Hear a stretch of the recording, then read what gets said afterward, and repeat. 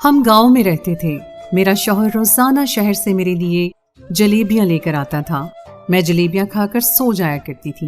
جب صبح اٹھتی تو میرے کپڑے گیلے ہوتے جیسے کسی نے پانی پھینکا ہو۔ ایک روز شوہر جلیبیاں لایا، میں نے چپکے سے پھینک دیں۔ پھر اس رات جب میں سونے کا بہانہ کر رہی تھی تو اچانک شادی ہوئی۔ تو شادی کی رات میں نے اپنے شوہر سے ایک عجیب سی فرمائش کر دی۔ میں نے اسے کہا کہ مجھے ایک چیز کا بہت زیادہ شوق ہے اور میں اس کے بغیر بالکل بھی نہیں رہ سکتی۔ میرے شوہر نے کہا کہ تم بولو، پھر دیکھتا ہوں کہ میں تمہارے لیے کیا کر سکتا ہوں۔ میں نے اپنے شوہر سے کہا کہ پہلے وعدہ کریں، جو میں آپ کو کہوں گی آپ ضرور کریں گے۔ اس نے کہا کہ ٹھیک ہے، تم مجھے بتاؤ تو صحیح، میں کوشش کروں گا۔ میرا شوہر تھوڑا پریشان ہو گیا تھا کہ جانے میں کیا کہنے والی ہوں، لیکن جب میں نے اسے بتایا تو وہ ہنسنے لگا، بلکہ کافی زیادہ خوش بھی ہو گیا۔ میں نے اسے کہا کہ مجھے میٹھا کھانے کا بہت شوق ہے، لیکن گاؤں میں بالکل اچھی مٹھائی نہیں ملتی ہے۔ آپ کا کام شہر میں ہے، آپ آتے جاتے ہیں، تو آپ جب بھی شہر جائیں تو آپ میرے لیے کوئی میٹھی چیز ضرور لے کر آیا کریں، نہیں تو میں ناراض ہو جاؤں گی۔ میرا شوہر اس بات پر ہنسنے لگا اور کہنے لگا کہ ٹھیک ہے، میٹھا تو میں تمہارے لیے لے آؤں گا، لیکن ایک بات بتاؤ کہ اتنا میٹھا کھانے سے کہیں تم موٹی تو نہیں ہو جاؤ گی؟ میں نے کہا کہ نہیں، میری جسامت ایسی ہے کہ میں بچپن سے اتنا میٹھا کھاتی ہوں لیکن بالکل بھی موٹی نہیں ہوتی۔ فکر نہیں کریں، میں ہمیشہ پتلی ہی رہوں گی، لیکن مجھے میٹھا ضرور کھانا ہے۔ میں سارے کام کروں گی، آپ کی ہر بات مانوں گی، لیکن اس بات پر میں بالکل بھی غفلت برداشت نہیں کروں گی۔ کتنا ٹائم لگے گا آپ کا؟ کتنے پیسے لگیں گے؟ تھوڑا میرے لیے میٹھا لے آئیں گے تو آپ کا کیا جائے گا؟ میرے شوہر نے کہا کہ ٹھیک ہے، میں تمہارے لیے کچھ نہ کچھ میٹھا لے لیا کروں گا۔ وہ بہت زیادہ خوش ہو گیا تھا، جبکہ مجھے لگا کہ شاید وہ تنگ آ جائے گا، لیکن اب جب بھی وہ شہر جاتا میرے لیے جلیبیاں لے کر آتا تھا۔ مجھے جلیبیاں بہت پسند تھیں۔ وہ جلیبیاں کھا کر میں سکون سے سو جاتی تھی، لیکن پھر میرے ساتھ کچھ عجیب و غریب حرکتیں ہونے لگیں جو بالکل بھی نارمل نہیں تھیں۔ ایک دن میں نے اپنے شوہر کی لائی ہوئی جلیبیاں کھائی نہیں بلکہ پھینک دیں اور سونے کی ایکٹنگ کرنے لگی، لیکن قدموں تلے سے زمین نکل گئی جب میں نے دیکھا کہ میرے کمرے میں کوئی موجود تھا، اور وہ ایک نہیں بلکہ 4۔ میں اپنے ماں باپ کی اکلوتی بیٹی تھی اور میرے ماں باپ گاؤں کے زمیندار تھے۔ میرے نام پر نہ جانے کتنے مربع زمین اور جانور تھے۔ میری شادی جس سے ہوئی وہ مجھ سے تھوڑا بڑا تھا، لیکن نہ جانے کیوں مجھے اچھا لگ گیا۔ کہتے ہیں کہ کوئی آنکھوں کو اچھا لگ جائے تو پھر دل کو بھی اچھا لگ جاتا ہے، اور وہ شخص میری آنکھوں کو اچھا لگ گیا تھا کیونکہ وہ بہت زیادہ حسین تھا۔ میرے ماں باپ کے ساتھ میرا ایسا رشتہ تھا کہ اگر میں ان کو کہتی کہ میری شادی فلاں شخص سے کروا دیں تو بنا سوچے سمجھے کرا دیتے۔ جب مجھے تصویر دکھائی گئی تو میرے دل سے آواز آئی کہ مجھے اسی شخص سے شادی کرنی چاہیے، اور میں نے ہاں کہہ دیا۔ میرے ماں باپ مجھ سے بہت زیادہ پیار کرتے تھے، سارا خاندان میرے پیچھے تھا، لیکن میرے باپ کا کہنا تھا کہ خاندان میں شادی نہیں کروں گا کیونکہ خاندان میں کوئی لڑکا اس قابل نہیں ہے اور مجھے کوئی پسند نہیں آتا تھا۔ یہ شخص مجھے پسند آ گیا اور میں نے اسے شادی کر لی۔ اس کی اور میری عمر میں 7-8 سال کا فرق تھا، لیکن لگتا نہیں تھا۔ شادی کے دن ہی میں نے اپنے شوہر سے فرمائش کی کہ میرا ہمیشہ میٹھا کھانے کو دل کرتا ہے، آپ نے میرے لیے کچھ بھی میٹھا لایا کرنا ہے۔ وہ فوراً اس بات پر مان گئے۔ وہ بھی سمجھتے تھے کہ میں ایک ایسے گھر سے آئی تھی جہاں میں سب کی لاڈلی تھی اور میری ہر بات مانی جاتی تھی، اس لیے وہ انکار کیسے کر سکتے تھے۔ ویسے بھی 1-2 دن کی دلہن کو کوئی انکار نہیں کرتا۔ دلہن کے پاس یہی وقت ہوتا ہے کہ وہ سب سے اپنی بات منوا سکے، اگر چاہے تو کچھ اصول بنا لیں اور پھر وہ اصول ساری زندگی چلتے ہیں، ورنہ بعد میں تو اس کی عزت اور مقام ایسے گرتی چلی جاتی ہے کہ جیسے کبھی تھی ہی نہیں۔ بس شادی کے شروع کے دن ہی ہوتے ہیں اپنی بات منوانے کے لیے، اور میں نے بھی ایسا ہی کیا۔ اب میرا شوہر جب بھی شہر جاتا میرے لیے جلیبی ضرور لے کر آتا تھا، اور اس کے ہفتے میں 2 سے 3 چکر ضرور لگتے تھے۔ ایسے میں جلیبیاں میں کھاتی، لیکن ایک بات بہت عجیب ہوتی تھی، جیسے ہی میں اپنے شوہر کی لائی ہوئی وہ جلیبیاں کھاتی مجھے بہت زیادہ نیند آنے لگتی۔ سنا تھا کہ میٹھا کھانے سے انسان کو اچھی بھلی نیند آتی ہے، لیکن میری نیند تو کچھ زیادہ ہی اچھی ہو گئی تھی۔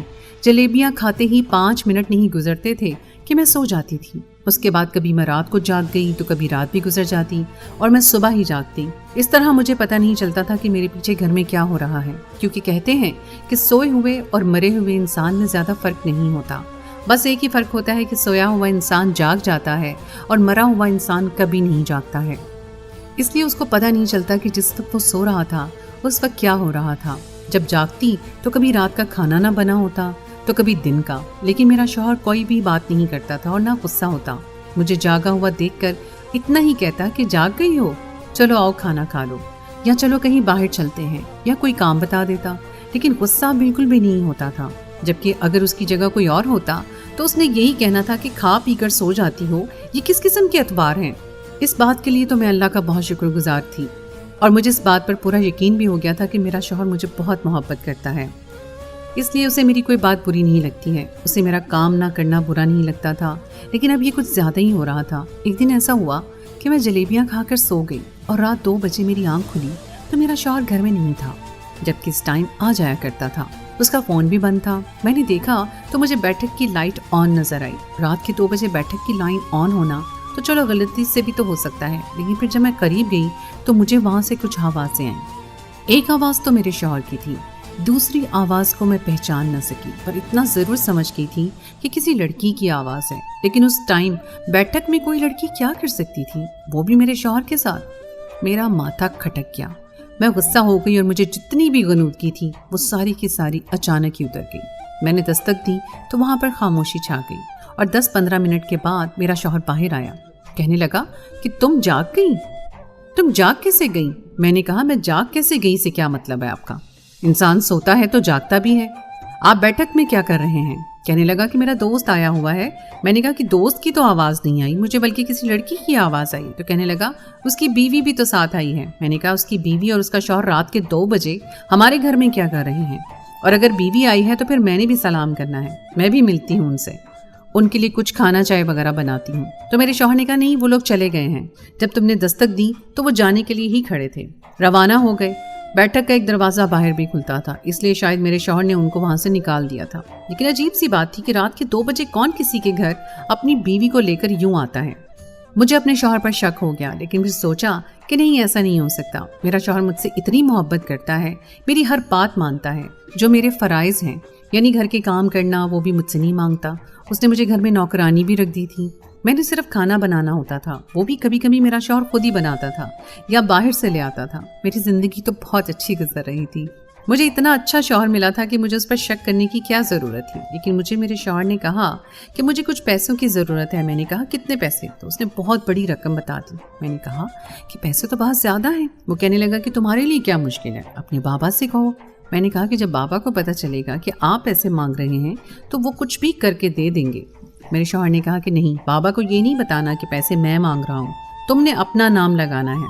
मैंने कहा कि मैं क्या कहूँगी, अभी मेरी शादी हुई थी तो उन्होंने मुझे सब कुछ लेकर दिया, ऐसी कोई बड़ी फरमाइश भी नहीं है मेरे दिमाग में कि जिसको सुनकर वो मान जाएं। मेरे शौहर ने कहा कि अब ये तो तुम्हारी अक्ल है ना कि तुम किस तरह बात करती हो, बस मेरा नाम नहीं आना चाहिए, नहीं तो वो समझेंगे कि हमारा दामाद हमारे पैसे पर नज़र रखता है, लालची है, खुद कुछ नहीं कर सकता, पैसे हमसे मांग रहा है, तो फिर हमारी बेटी को क्या खिलाता होगा। मैंने कहा कि नहीं, आपकी इज्जत मेरी इज्जत है, इस तरह कोई बात नहीं करूँगी। आपको पैसे चाहिए ना, मैं आज ही बाबा को कॉल करती हूँ। मैंने अपने बाबा को कॉल की और कहा कि मुझे पैसों की ज़रूरत है। उन्होंने कहा बेटा तुम्हें पैसों की क्या ज़रूरत है।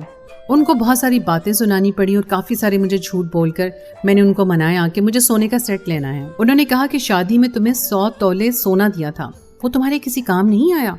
मैंने कहा कि नहीं, मुझे कोई नए डिज़ाइन का सेट पसंद आ गया है, मुझे वही लेना है। मेरा शौहर भी मना कर रहा है, लेकिन बस मेरा दिल उस पर अटक गया है। मेरे बाबा ने कहा कि तुम तो ऐसी कभी भी नहीं थी, लेकिन चलो ठीक है, तुम्हारी जिद है तो क्या कर सकते हैं। उन्होंने पैसे भेज दिए जो मैंने अपने शौहर के हवाले कर दिए। एक दिन एक मज़ारा हमारे घर आया और उसने एक फ़ाइल मुझे पकड़ाई और कहा कि ये बड़े साहब को दे दीजिएगा, बहुत ज़रूरी फ़ाइल है। मेरे शौहर ने पैसे लेकर यही कहा था कि उसे ज़मीनों के लिए खाद लेनी है, ज़मीन बहुत ख़राब जा रही है और ट्रैक्टर भी ख़रीदने हैं। लेकिन इस फाइल को देखकर तो लगता था कि ज़मीन सिर्फ ख़राब नहीं, ज़मीन तो कब की बंद हो चुकी थी, उन पर तो एक दाना भी नहीं उग रहा था। मेरे शौहर ने फिर वो पैसे कहाँ लगाए, जबकि उसने तो कहा था कि मुझे ज़मीनों के लिए पैसे चाहिए, जबकि उसने तो कहा था कि मुझे ज़मीनों के लिए चीज़ें लेनी है, लेकिन ज़मीनें बंजर हो चुकी थी। मेरा शौहर उन पैसों पर अयाशी कर रहा था, वो घर की चीज़ें भी उन्हीं पैसों से ला रहा था। कल को वो पैसे ख़त्म हो जाते तो वो फिर मुझसे और पैसों का मुतालबा करने वाला था, क्योंकि उसके पास तो आमदनी का कोई ज़रिया नहीं था। उसका साफ मतलब यही निकलता था। मैंने जाकर अपनी अलमारी खोली तो उसमें मेरे जेवरात भी नहीं थे, यानी इससे पहले जो घर के खर्चे चल रहे थे उसके लिए उसने मेरे जेवर बेच दिए थे, और मुझे एहसास नहीं था कि 100 तोले सोना मेरी अलमारी से गायब हो चुका है। इसका मतलब है मेरा शौहर मुझे इस्तेमाल कर रहा है। मेरा शौहर मुझे न जाने कैसी चीज खिला रहा था कि मैं हर टाइम सोती रहती थी। अब तो मेरा ब्लड प्रेशर भी लो रहता था और जब मेरी आंख खुलती तो बैठक में कोई ना कोई महफिल चल रही होती। मेरा शौहर वहाँ खुशगपियां मार रहा होता था। कभी कमरे से गानों की आवाजें आती तो कभी लड़कियों की, कि उसने क्या मुझे समझा था। डॉक्टर के पास की तो डॉक्टर ने मुझे ये बताया कि आपको नींद की दवाई दी जा रही है। इतनी नींद इंसान को नहीं आती, जबकि आप तो उम्मीद से भी नहीं है। आपके साथ ऐसा कोई मसला नहीं है तो फिर आपको इतनी गैर मामूली नींद कैसे आ सकती है। अब मुझे शक पड़ गया था। मैंने एक दिन अपने शौहर की लाई हुई जलेबियां नहीं खाई और उनको फेंक दिया। उस दिन मुझे बिल्कुल भी नींद नहीं आई। मैं पूरा दिन जाग रही थी कि जिस टाइम मुझे सोना चाहिए था उस टाइम भी मुझे नींद नहीं आ रही थी, लेकिन मैंने सोने का नाटक किया।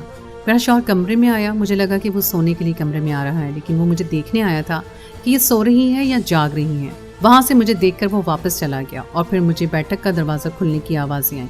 उसके बाद घर में म्यूज़िक गूंजने लगा, औरतों की आवाज़ें आने लगी। इसका मतलब है कि मेरा शौहर मुझे बेहोश करके घर में शबाब की महफिल सजाता था। मैंने अपने शौहर पर धावा नहीं बोला, बल्कि चुपके से उठकर वहाँ से चली गई। अपने बाबा को कॉल की जो मुझे आकर ले गए और अगले दिन मेरा शौहर मुझे ढूंढता हुआ घर तक आया। कहने लगा कि आपकी बेटी घर पे नहीं है। मेरे बाबा ने कहा कि वो तो यहाँ भी नहीं है। मैंने अपनी बेटी तुमसे लेनी है, तुम्हारे साथ रुखसत की थी, कहाँ है मेरी बेटी? जबकि मैं अपने बाबा के घर पर ही थी। मेरे बाबा ने मेरे शौहर को बहुत जलील किया। वो मुझे जगह जगह ढूंढता फिर रहा था। मैंने अपना फ़ोन भी ऑन रखा था, लेकिन मैं उठा नहीं रही थी। फ़ोन बजता रहता था। बहुत परेशान हुआ। बिलाखिर घर आ गया और कहने लगा कि मुझे नहीं तलाश हो रही, आप ही मदद करें। तो फिर बाबा ने सब कुछ बताया और ये भी बताया कि तुमने मेरी बेटी के साथ जो किया है उसके लिए मैं तुम्हें कभी माफ़ नहीं करूँगा। तुम उसको बेहोश करके खुद अयाशियाँ कर रहे थे, वो भी उसके पैसों से। तुमने मेरी बेटी को समझ क्या रखा था?